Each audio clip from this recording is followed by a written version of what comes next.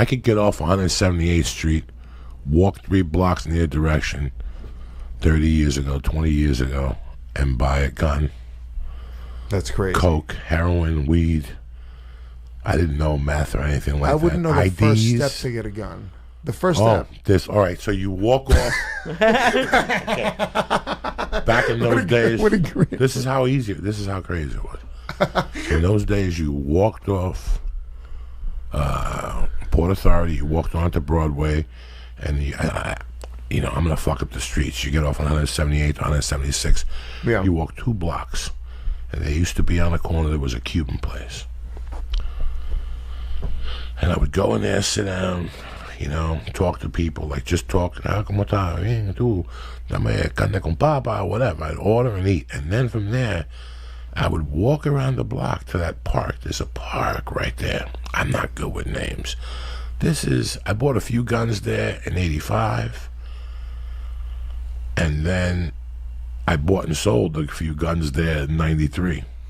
So it was like you could just like walk up and it was almost like almost like a pawn shop for guns. They're playing basketball out there, and there used to be a handball court. And I always tell people, somebody told me this 30 years ago. When you want to buy a gun, go to a handball court because they're all ex-felons out there playing handball. Yeah. It's not like every once in a while cops get out there and play handball, but besides that, it's a shitty sport. It's a shitty sport, but that's what you learn to play in prison. So you talk shit, you want to hype it. Is that where handball got popular? Was prison? I don't know. I don't know the fucking history of handball, dog. I'm just telling you that fucking, But I used to go there in the mid-'80s because the word on the street was if you had a car and you wanted to get rid of it, you got off, like you were going to the West Side Highway, and then you got off. And right under there used to be a bridge, and there was a street that oval. Dog, in those days, all you had to do is pull up your car there. So that street was connected to that park. The people who ran that park ran that street. On the walk home from the basketball court, they would take the cars.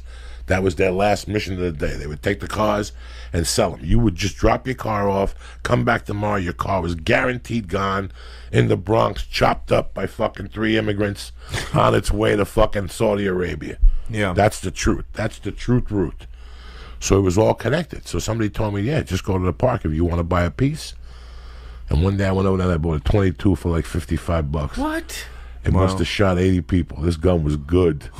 It was good. It was loud. What was the one movie where that's how they described it? They're like, how many bodies are on the gun? Yeah. Listen. It was like Juice or one of those fucking if you buy a gun on the street, you want it to be fucking heavy duty. Yeah. You want this is the gun that killed Kennedy. But I thought the less bodies on it, the more valuable the gun was because then the less the cops are looking for this gun. Well, the cops are looking for this gun, so they catch you. They're going to pin you with 18 murders.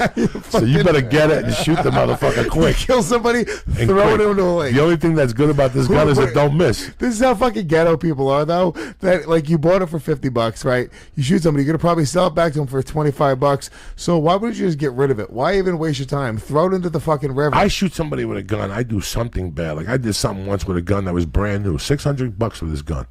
I threw it away. Yeah, you got it. Done. Couldn't you just throw gun? How many guns do you think are just in the fucking Hudson River? Oh my god! Oh my god! Right under the bridge, people who just shot somebody and they're driving over, they just throw it. You go right where the bridge ends. You get a stick.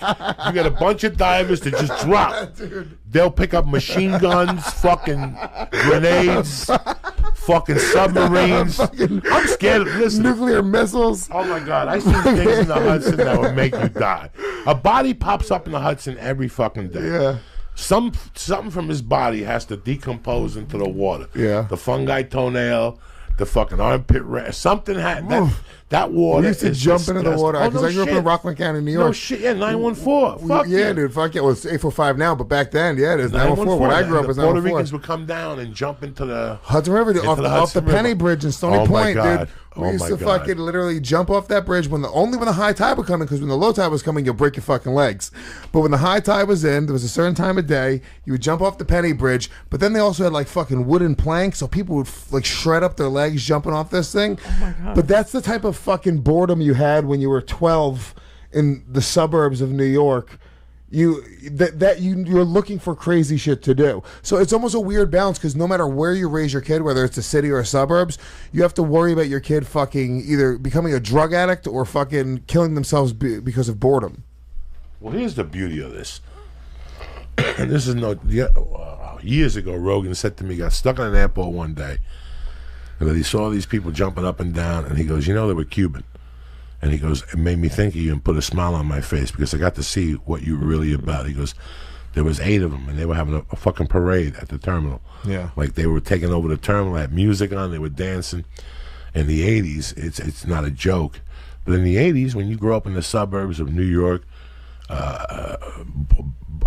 Brooklyn, the Bronx, Queens, you know, the Hudson River is like fucking South Beach.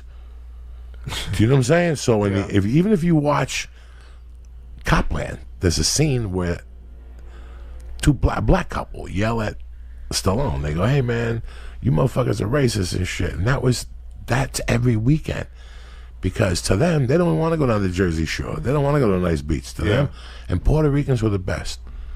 They would pull up like with a fucking 4-door car, right? With tinted windows. And all of a sudden the 4 doors would open and 19 people would walk out. But then the trunk would pop open. And out of that trunk, dog, they pulled out 2 coolers, a pig, 4 conga drums. It was on. And they would take that little corner, they would clean the fucking grill off, and they'd go fishing in the Hudson. Oh, yeah. I would go fishing. Are you crazy? You might have seen Lucy's family. I grew up fishing in the Hudson. That's not even weird. And take fishes out. That shit is the worst. That's worse than Katrina fish. Did we go crabbing in the Hudson? Oh. We go fishing in the Hudson? Yeah. What do you think fucking, how many bodies we were just talking about? You got metal poisoning. I went bald at 18. That's why. My hair started falling out at 18. One time I went fishing. My gums bleed. Me, Mike Asclees, and this dude, Johnny Lopez, that was crazy. He used to shoot around. He used to shoot cats and dogs in the neighborhood. Him and his whole family was crazy. The mother was on cancer, and they used to sell her pills. Her pain pills, they were $55 a piece. They were called Tuminol. I mean, they're just a crazy family. Nice people, though. I liked them. He took his fishing. He took me and Devo fishing one time, the Hudson River. And we're out there. We got a couple 8 packs. We're drinking. We're smoking. No drugs. And we're fishing. And all of a sudden, Devo pulls out this fucking fish. Like this eel. Yeah. There's like tons of eels in the Hudson River. Yeah, dude. And you catch eels in your line all the time. And you let them go. Oh. He slit the heart out and we ate it. We ate the fucking heart like 2 assholes. Dude, I'll tell you now. And ever since that, I fingered a crack once. Americans, I'll tell you this much. I don't even know what it is. We've at least nailed the not eating weird parts of animals. Because in every other culture, they fucking eat everything, dude. It's disgusting. When I lived in Denver, those Sundays, you could rob a bank. Yeah. You could stab somebody. That's part of it. I'll never forget when I was in the mall. Wait a second. I think you did have an issue there. I had a couple of issues there. You don't even go to Colorado anymore, right? Yeah, I go to Denver. Oh, you do? I just can't go to Seattle. Okay. Seattle and parts of Oregon. Seattle and parts of Idaho, unknown. When I lived in Denver, I still remember when they played against the Cleveland Browns, the Drive. Right. I was at the mall during the Drive. And I'll never forget seeing everybody in the hallways watching TVs that Radio Shack had and stuff. And going, if I was going to rob this place, this is the time we'd do it. Nobody would care. The funny thing is, I would say something like that. It's a joke. You say something like that, you're casing the place. Oh, let me explain something to you. The best thing in my future that happened is that they tore that mall down. When I tell you I sank that mall financially, I'm not lying to you. I went in there with 3 credit cards in the summer of '85 and threw the cards away and would still go back in there. I remember walking in that mall one day and they had a CD player, Radio Shack, without a box, like a display unit? Yeah. Display unit. And the guys were all the way in the back talking. And I go, you know what? I could use a CD player in my house. I'll never forget unplugging it and just wrapping it and walking out of the fucking mall. Like still walking 30 yards to the door and then going to my car. I destroyed that mall. Oh, God. The first time, then I got a job at Foot Locker. You got a job at the mall after I ruined it with credit cards. And the cops came. They go, you fit the description. Somebody in the ice cream court said you used a credit card there. And I'm like, you're going to have to prove it. There was no cameras back then. So they kept coming back. And so you're wearing the referee jersey? The Foot Locker, like an asshole that I was. I applied for the job in June. They called me in August. Okay. And then and then the cops came in. They're like, "We want to arrest you." They talked to me like 3 times, and they wanted me to cop to it, and I wouldn't cop to it. So in 2 months, you destroyed the mall. That's it. In 2 months, I destroyed that fucking mall. And then I went back for more. And then I went back. I went to Aspen, then back to Boulder, and then I was taking classes at the University of Colorado, and they would buy anything up on them. It's called the U District. The U District is in Seattle. This was called, I forget what Boulder Hill or what the Hill.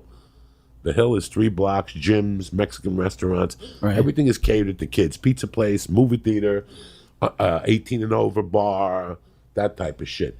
But they would buy anything because college kids got broke. Right. So you could bring anything. So I had the scam at Sears. The door was right by the music department. Was right by the door. I would park right there and just walk in. And every day I would take the Bruce Springsteen 4-package collection. It was like the hit of this. It was $99, like $89 for a Bruce Springsteen box. He's on the cover with a guitar in his hand. How do I remember? Because Bruce Springsteen put a lot of money in my pocket that year. They would displays of Bruce Springsteen 5 at a time, and I would pick them up and walk out there. And I would go right to the Hill, get my $200, and then I would go eat like a fucking sandwich or something. It was destruction. But then I was out on bail on the kidnapping case. And I was running out of money. And I go, you know what? I'm going to go back up to the CD store. So I started robbing them every other day. This went on for about a week or 2. Not many people can just say that sentence. I started robbing them every I would go to the CD store every other day. I didn't want to be a fucking pig. No, regulate yourself. I had to go like every 2 or 3 days. Monday, Wednesday, If there was a student center, I was tormenting them. Because they would buy books secondhand, and I would just pick up a stack of books. I wouldn't even walk in the front door. I just bring them up, and I go, "My mother got me these, but I already got them. She just wasn't thinking." And they go, "Do you want cash or a check?" You know what? I don't need the cash, but I'll take it. And they would give me back the money for the books plus tax.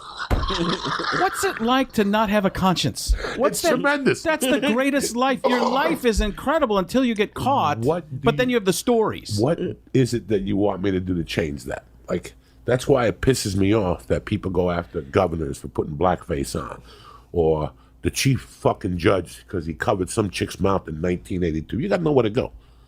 So if he would have came out and said, "Yeah, in 1982 I choked the girl at a party," he would have he wouldn't have had to deal with that. I don't know if it works in politics the same way. Yes, it does. It does. Because it works in life that way. If you don't say it, if I get it out first, you got nowhere to go. That helps. That can help. You got nowhere to go. 8 Mile. When he goes, what are you gonna do when he goose on you about the girl?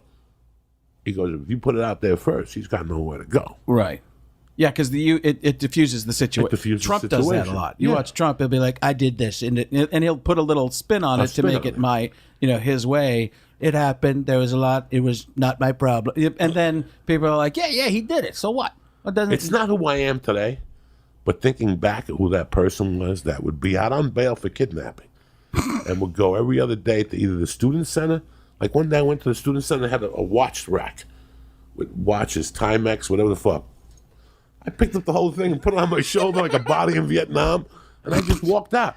If you're going to let me rob and you're not going to pay attention to me, I got to rob you in those days. I was that nuts in Boulder. Yeah, that's crazy, but you're getting away with it, so why would you stop? Getting away, I would control myself. Yeah, sounds like it. That's not controlling yourself. What do you think controlling yourself is? Dog, I would rob 24/7 I remember when double espresso machines came out in '95. I was a struggling comic. I don't even hold on. Let me digest this. Because you're going into stories about stealing 24/7, and then I remember when double espressos came out. Because I had control before I got arrested. And went to prison. I had no control. Like that's when I got caught. So I'm out on bail for the kidnapping. I get caught with like 85 fucking CDs, and they chase me like a little black guy in a golf cart and a little white skinny guy. Like, come back! And I'm running, throwing CDs back at them and shit, trying to throw them off. Like you're a superhero. Oh my god! And they got me. The cops finally got me, and I gave them a fake name. They arrested me, and I processed. Now I had just been in there for a month waiting to get bail. Every cop knew Joey. I went in there as Jimmy, And they're fingerprinting me, and I'm like, "How you doing?" They're like, "Joey, how you?" And I'm looking at the fingerprint card. It's like Jimmy, whatever. And I'm like, "These guys, if you're gonna be that stupid," and then I went back to court as that guy. I pled guilty, and I got community service, and I did the community service. Years later, I found out. Boulder found out you used a different name. But what are they gonna do? You did the community service. You paid the fine. Crazy shit. That you won't even, now you can't get away with that. I was going to say, now there's no way. Cannot get away because with that's that. all electronic and stuff like that. Now you can't get away with that. But that's, I mean, you make me want to go back in time and start robbing people. And then in those days, remember when Frank Caliendo put his fingerprints down? NCIS was so slow. Right. 3 weeks before your records came back. So you could sit in county for 2 weeks with a murder, no one, working your bail, and get out before the NCIS come out back on you. Yeah. The NCIS wouldn't come back on you for fucking 3 fucking weeks. That's how slow it was then. So I could use fake names. I could do all this shit because by the time they figured out who the fuck I really was, I was gone. I was on a Greyhound bus to the next city. So what did you do with the espresso machines? Well, the espresso machines, I had control. The espresso machines were $450. You keep saying you have control.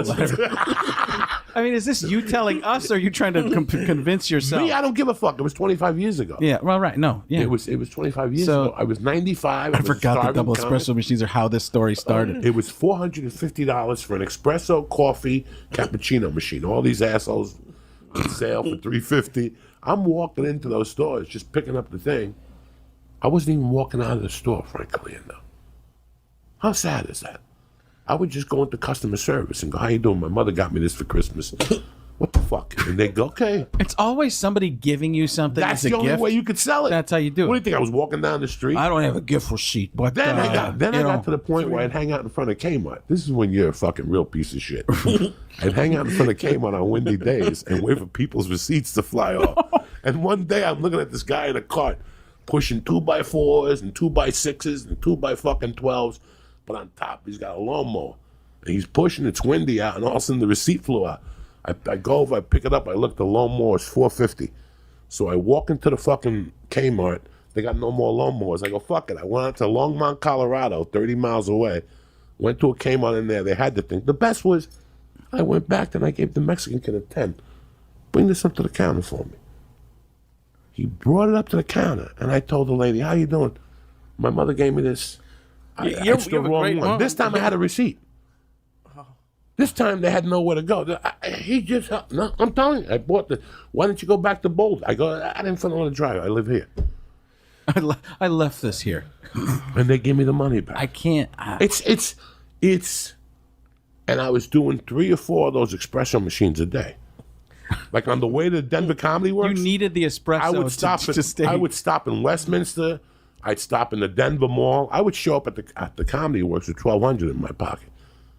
On the way there, the Comedy Works open mic started at 8.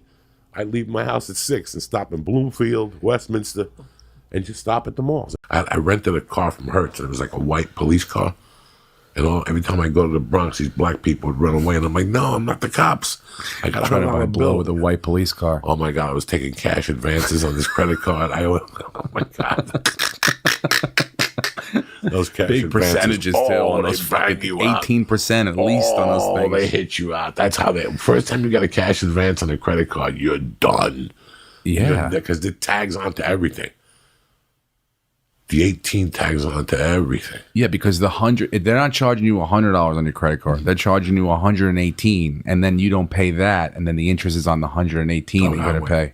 I went bananas when I got divorced. I had like every credit card in the world, and I went through them like a fucking bandit. The worst thing I ever did was Discover. Like I tried to reapply for Discover. I got a fucking Discover application card. Came back ripped up, like Mush's tickets and shit. It came back ripped up. I got a Discover card in college. Hit me. And they gave you a T-shirt with it, like a long sleeve T-shirt. And I remember playing basketball that day, and I had to go to a class, and then I had to go do something later on. I was all sweaty, so I basically just wanted the fucking I wanted the long sleeve T-shirt. So I signed up. The card came in the mail. $12,000 later. You know, they give these fucking cards to people. I don't know. $12,000, and about 6 years later, I finally pay this fucking card off. I still have this fucking T-shirt It's got 1,000 holes in it, and my wife keeps trying to throw it away. You touched that? That was a $12,000 fucking T-shirt. I'm gonna be buried in that fucking T-shirt. It's got Discover card on the front of it, 1,000 holes up the fucking sleeve and shit, holes everywhere. But I held on to that fucking T-shirt because it cost me $12,000. Let me tell you something. $12,000. Guys. They sent. I don't know if they still do that, but they signed. They had Discover, MasterCard, Diners Club, all in the fucking Union Hall of the college. Of the college. Yeah. So that's how I got it. Sign up. That's how I got it. As soon as you get a loan. So when you go to that intro day. Yeah. It was that intro day. They had huts. I couldn't believe it. I was like a kid in a candy store.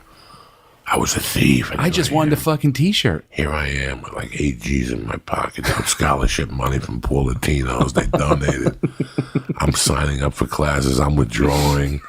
I'm banging out these checks. I'm a fucking animal. Collecting wick. Nobody knew nothing. Nobody knew nothing. No, not even my wife. I had money coming in from I had scholar.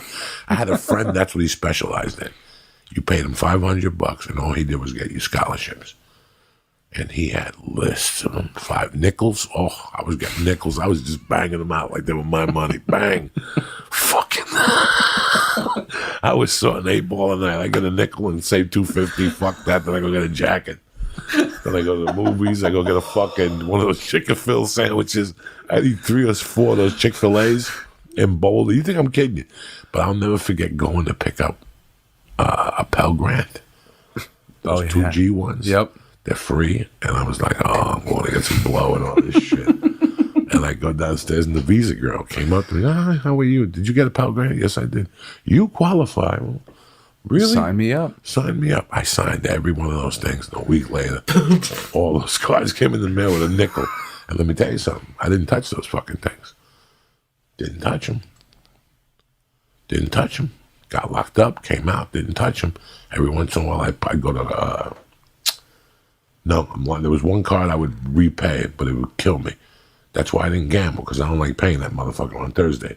That's what happens with a credit card. You're out spending, drinking. I would go to, what's that place that gives you the bottomless fries? Red Robin. Red Robin. Red Robin and Boulder had a Coco Loco. That would fuck you up, like vodka and fucking Gazinga juice and ice cream. I got up to like 3,000 pounds drinking 10 of those a night and putting them on my credit card. 1,000 grams of sugar. Oh my God. Bottomless fries. I used to spend there and at a place called the Harvest. I would get my credit card and it would just be Harvest. What's the Harvest? Harvest was a vegan joint. Oh, okay. That I thought was just the tea had meth in it. The tea would make your hair stand up. Seriously, I wish I was lying. It was like a cinnamon tea. When they tried to switch it, because Celestial Seasonings is in Longmont, Colorado, the Boulder, basically. So I guess they put Celestial Seasonings in. The town got together and signed the petition for the Harvest to bring the tea back. This is 1987, 88, 89. I went in the Harvest every day from 1987 to about 1994. Jesus. For tea every day? I went in there for tea, the Swiss granola, or the Australian pit chicken, or the vegan gazpacho. That's all I ate was the Harvest. I loved it. The breakfast was the best high-calorie breakfast you could eat. It was fruit, this fucking frozen vanilla yogurt. That doesn't sound bad. With blueberries, but a ton of granola, which kills you. It was called Swiss granola with 2 pieces of multi-grain toast with butter. That's what I would eat for breakfast every day. Heavy on the bananas and the blueberries. No kiwi, none of that shit. I would go in there and destroy those things. So for years, I kept my credit card use low. I didn't know, but when I got separated, what do I give a fuck? I started burning through those things like a motherfucker. But the last one was Discover. Discover, I just took to the cleaners because they were done with me. But I got home coked out one and I started looking through the drawers and I found those Discover checks. Discover checks? Oh yeah. Whenever you get they were like whenever you get a credit card, they also send you 3 blank checks. Oh, I don't remember that. Same thing as getting an advance. My buddy, his dad was a gambler, and they almost lost the house off those checks. They'll give you those checks. You can put whatever you want. So I waited till that was a Saturday night, 10 o'clock. Wow. I fucking signed it for $1,000. And it cleared? And there was a Bank of Boulder. And I had like 300 in my, I don't even know. No, I couldn't have had 300. I had no money in my bank account. And next thing you know, I put it in the drive-in window, and usually the check would come back in the tube, and I opened it up, and it was $100 bills. I took that money and ran. What's that feeling like? But I had also taken a loan out from these people for the Acura. At the time, I had an Acura car, and I had my bank loan with them. So I guess but bro, Monday, 9:05, my phone rang. Mr. Diaz, we have bad news for you. Discover declined that check. You better bring back that $1,000. What? I was like, that $1,000. Me and some girl snorted that shit. That poor girl's on the bus ride home thinking to herself what happened. Dude, thinking to herself what happened. She was coming over to snort a line and go meet her girlfriend. She ended up sucking and fucking for 2 days in that basement of death. Oh, God. And they were serious, bro. They were like, I never heard that. You have till 12 o'clock. I called the lady at the bank. What do you mean you have to 12? What are you going to do? 12 o'clock, Discover's going to press charges. I said, okay. And I fucking called the lady I had the loan with. And I told her what happened. I go, it was a mistake, whatever. She goes, let me see what I could do. That fucking knucklehead calls me back. And she goes, what we're going to do is tack on the $1,000. We're going to pay Discover. And tack the $1,000 onto your car loan. That's how fucking ballsy I was then. Whoa. Oh, my God. So one night I'm taking the Acura. I'm going to a Nugget game. I get 2 tickets to see the Nuggets courtside. And I hit black ice, and I fucking bang out. Those Acura rims are $1,000 a piece. I bang out the fucking Acura rim. I got to drive home with a flat tire. You know me, I'm lazy. I don't know how to change the tire. I just drove home. I didn't give a fuck. Oh, my God. I'm making payments on this car. So Mike Kessler, the Wolf, that's been on the show, Uncle Mike, he was the general manager at the Acura place. So I told him, listen, leave the keys in the car. I'm going to go over there one night and just take an Acura and tag and bring it in the house, take the tires off, and switch rims. This is how crazy I was. Dog, I was out of my mind. You did that? Please, I can't cop to it because people will know. I think you just copped to it. No, I didn't say yes. No, not necessarily. Not necessarily. It's funny as shit. Oh, my God. And then there was a dealership up there, and I knew them. I used to go up there and sell them Coke and shit. And I used to go up there at night, and I used to get Gouda cheese. I love Gouda cheese with crackers and freshly squeezed orange juice. And I would sit there at night and look at the Acuras. And one night I go, let me see if the door's open. And the door was open, and I went in, and it was a Friday night, and I went into the dealership. This story's out, so I don't give a fuck. And I knew where the spiff box was, where they have the cash for Saturdays, like if you sell the most cars. And I clipped the bag. It was like $400. The next day, they blamed this guy named David Means, who lived in Florida. I mean, he was a thief and a coke fiend. There was a bunch of coke fiends who worked at the Subaru. It was a Subaru Acura dealership. Oh my God, I got hired on the Acura side, and I was fresh out of prison, and I had a big chip on my shoulder, dog. I was out of control. Really? Oh, I was out of control when I was in the halfway house, dog. I was itching for a fucking... And the guy's name was Jeff Jensen. I still remember, nicest white guy in the business. And my first 3 days there, I sold 3 cars. I had already made like $3,000. And Acura used to have a car called the Vigor. and the finance guy was black, and he drove a Vigor, so they used to call him the nigga with the Vigor. You can't write this shit. You understand me? I mean, this is only in Boulder because they were racist people. Yeah. So Acura used to have a car in 1988. Look it up. Who invented the nickname though? Somebody at the dealership. At the dealership, you gotta have a nickname. It was fucking hilarious. So one day I found out something, they were going to revoke my probation or something. So Jeff Jensen was one of those guys that was just the night, like the guy from Zany's Nashville. Oh, Dorfman. Yeah, Ron or Dorfman. The nicest guy in the world. Yeah. Like Dorfman is the nicest guy in the world. It was only sold in America from 91 to 94. See, it was called the Vigor. Listen, there wasn't a black person in a 90-mile radius that bought that Vigor. No, that there wasn't a person in a 90-mile radius, a black person. And the one black person, they hired him to be the finance manager at the Acura store, and then they gave him a Vigor. So the white dudes would sit there, they were racist, and they'd go, look at that fucking Vigor with the nigga, or the nigga with the Vigor. And I would just sit there and go, this is only in Boulder, because they are racist fucking, those, that's why they had all the problems with the football players and shit like that. as with anything else, things get sloppy. Yeah. Especially if you start doing the powder.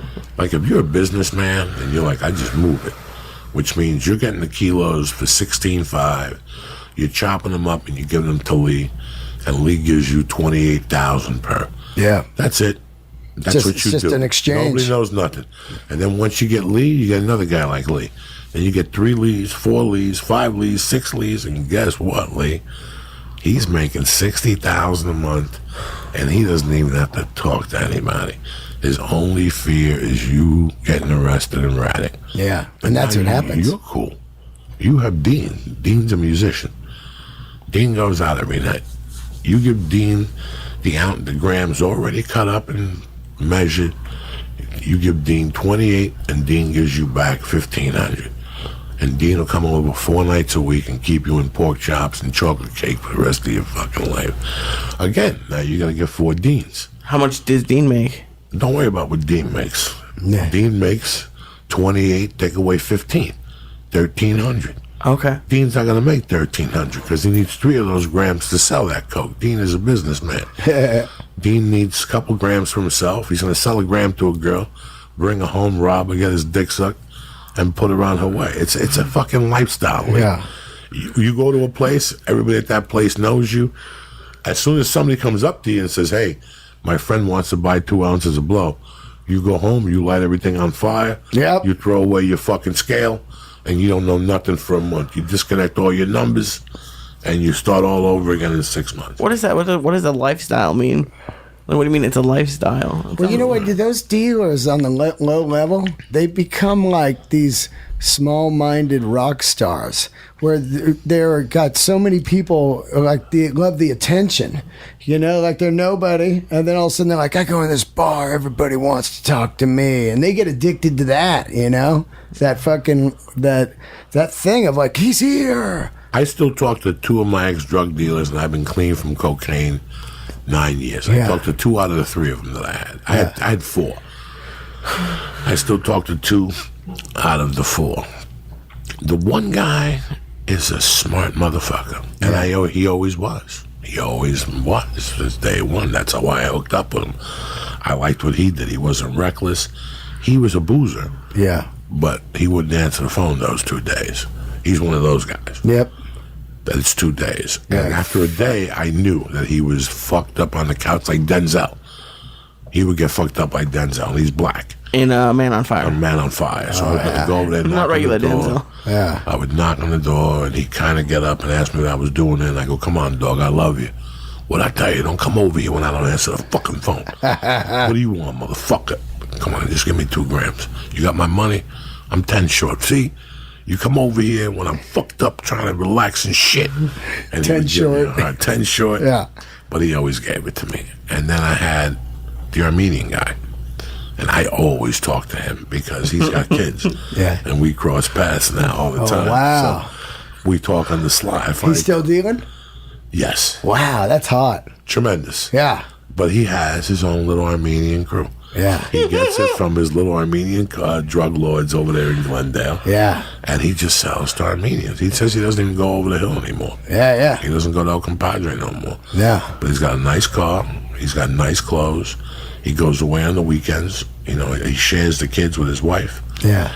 So when he goes, he goes. He's another guy that he starts on Friday, and he'll call me on Sunday and go, I was just thinking about you, because I saw the joke on Showtime about it. Yeah. I used to have a whole bit about him. Yeah. Because I had been here for probably 10 years.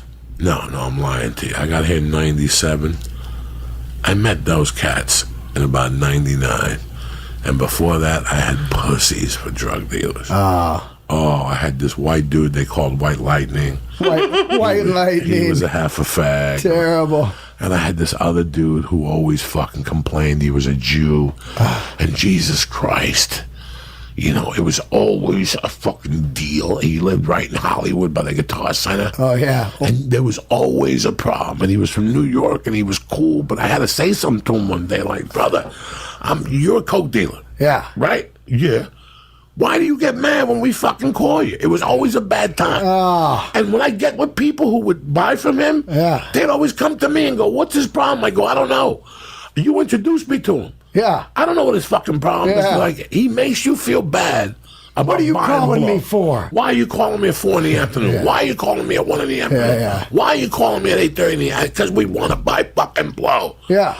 So I got rid of that fucking guy. I had nobody. Fucking White Lightning. And then I met the brothers up by the Martel Cartel. Yeah. I met them through White Lightning, as a matter of fact. White Lightning took me over there one day and said, listen, I'm going out of commission for a few weeks. I'm going underground, hang out with the Martel Cartel. And it was two of the biggest, blackest, ugliest motherfuckers you saw in your life. Yeah. And the first couple times I went over there, it wasn't no love between us. They would search me and shit. Oh, yeah. And make me feel fucked up. They would say you wearing a wire? Nah, they would go, you coming over here telling us you're Cuban and shit. You really one of those mafia motherfucking informants and shit. Yeah. You saw on A&E and shit. And they would bust my balls. And I went over there about 4 or 5 times. And then I went over there the 6th time, and they were all stitched up. Yeah. Including the white dude. They were stitched up. And I had cash, and as I'm buying the coke, I go, I gotta ask you guys a question.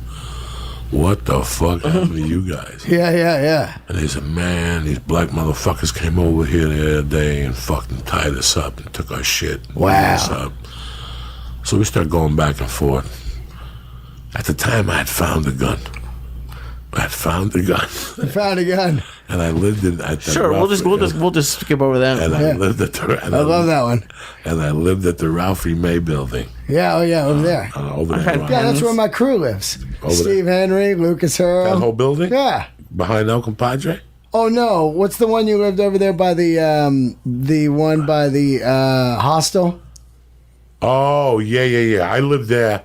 This was way before the hostel. Oh, okay. The hostel was when I stayed there when it was a hotel. Right. And then I moved by the hostel. Right. In 2000. In that apartment building. In August of 2000. Right. With my girlfriend at the time. But before that, what were we talking about Ralphie May?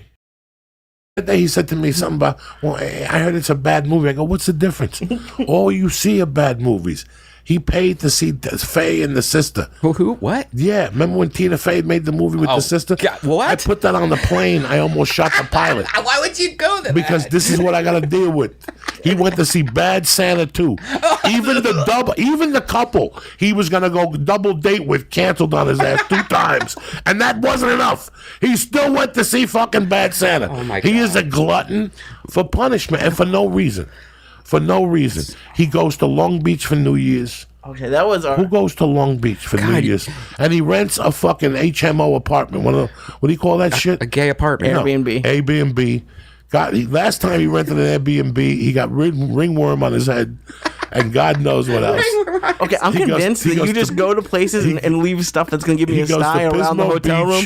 The Pismo Beach is fun. I don't care what you say about Pismo Beach. The pizza was terrible. They were both sick. This never ends. If he was just do what he's supposed to do, life would be so much easier for him. But he goes around it fucking 2 miles away. And we all do that when we're in our 20s.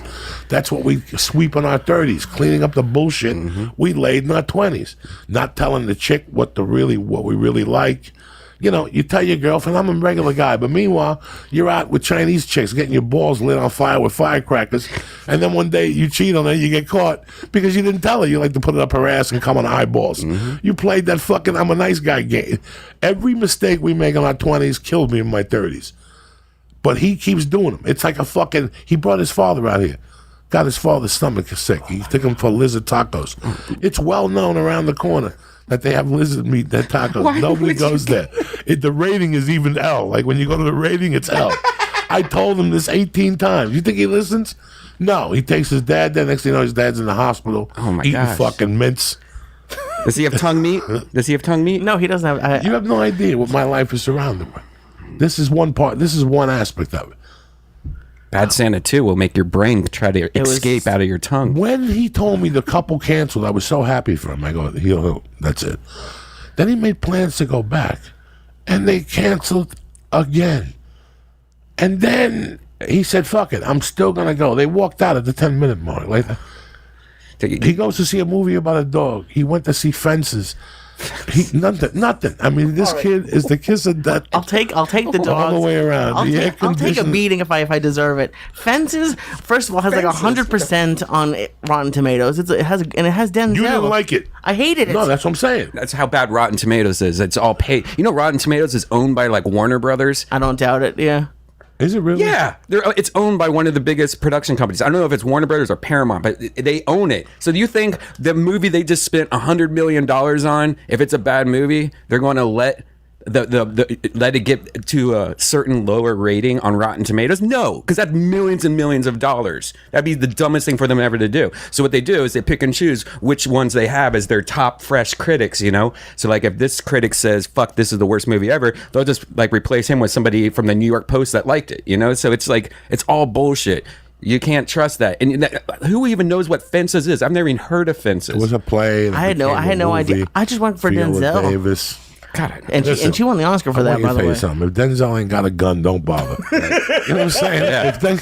If Denzel don't got a gun, don't waste your time. The one with the plane was all right. You know, Passenger 50 something. No, Flight. He was a drunk. That was a good one. I like that one. You know, he's made great movies, but the last 10 years, if you don't have a gun, don't waste your time. Yeah. I tried to watch La La Land, man. I turned that thing off 10 minutes. I turned them all on. If I came in here and said I watched La La Land, you'd still be talking about it. What? Because I'd expect it from you. This is something that you would do. You would do this. It doesn't matter. I'm not angry at you. I know what you're watching.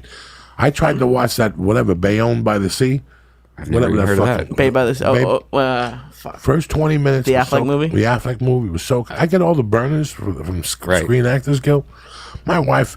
I think my wife said the best movie she saw was the two black chicks that were engineers at NASA. That looked good. I haven't seen it, but it looked good. Yeah, she liked that. And my wife is fucking plain Jane, so...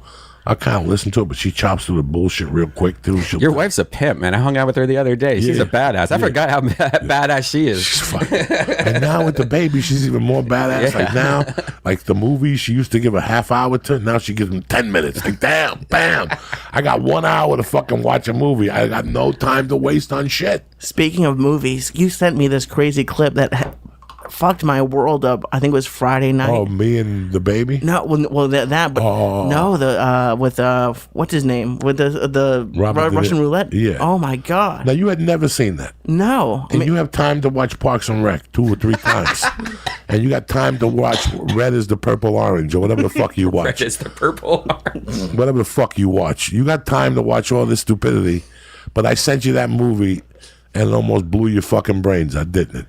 And I was sitting at 12:30, stoned to the gills, loving it. I was just going from scene to scene, just listening to music, writing jokes, and I saw that scene and my head blew up. And I thought you were a professional and you had seen it. Have you ever seen that movie? What movie? Deer Hunter? Yeah, long time ago. But with he goes to get his best friend? I saw it in the 80s. In the 80s, yeah. He goes back to get Christopher Walken, and they're playing at the table. Mm-hmm. And when the guy smacks him and he smacks him back, your fucking heart stops. The look on De Niro's face, like staring him down, like, go ahead, motherfucker. And he's telling him, I'm going to fucking kill you. I'm going to fucking kill you. And then when he's playing the gun, he keeps saying something to him to let him know that they're going to shoot everybody in that motherfucker. It's crazy. Those were movies. Deliverance. That's a movie. That's another movie. Fucking, I just rewatched that the other day. I haven't watched that in about 10 years because it scares the shit out of me. It scares the shit out of me. I'm not going to lie to nobody at home. It scares the shit out of me, dog. That movie makes me think like... I'm really in danger. I know. Like if you watch people are walking by me that are like that. Yeah. Like if you watch Deliverance by yourself, you really start to think you're in danger. Like it does something to your mind. It's kind of like Pulp Fiction when they bring out the gimp and they they go underneath the store owners take them underneath. It's like that. That those people are out there, working at this chicken place, and that Lee likes to go to, that they'll just take you and put you in the back room. Now you know why I like going there.